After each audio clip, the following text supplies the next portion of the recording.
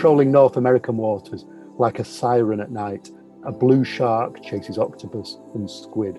Shark wants to join in, but Blue's smile is fierce. So he opens a tunnel of bubbles and light and swim, shark, swim.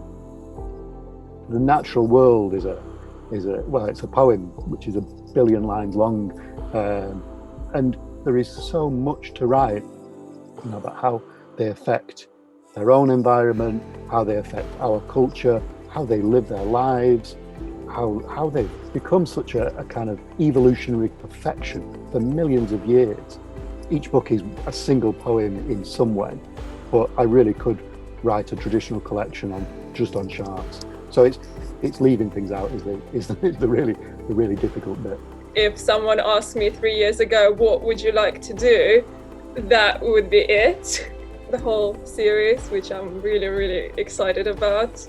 I usually combine both research and sketching because depending on the text and on the spread, with some of them, I usually have some ideas straight away of how I want it to feel, what I think will be best.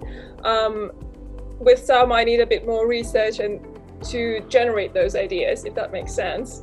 I went to the oceanarium in between the lockdowns. I sneaked in, and it had the black-tip reef sharks in there, so our main hero of the book. So I just spent the rest of the day staring at them. Even though the story part of these books is really simple, there's no plot twists and things like that, really.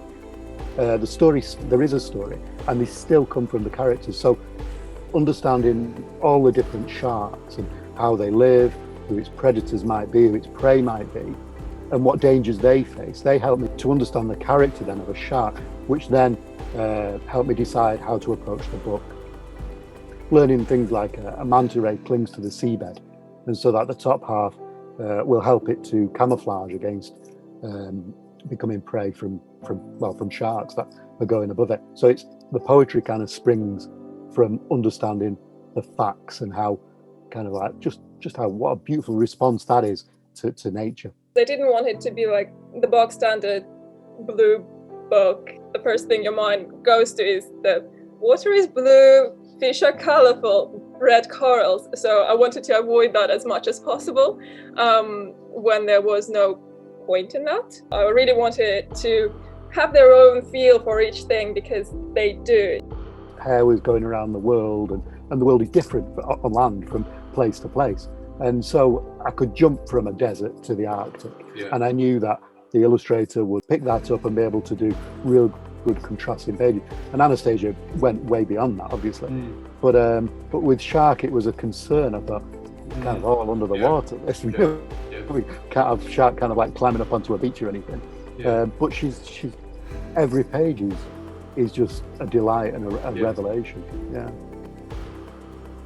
Swim, shark, swim.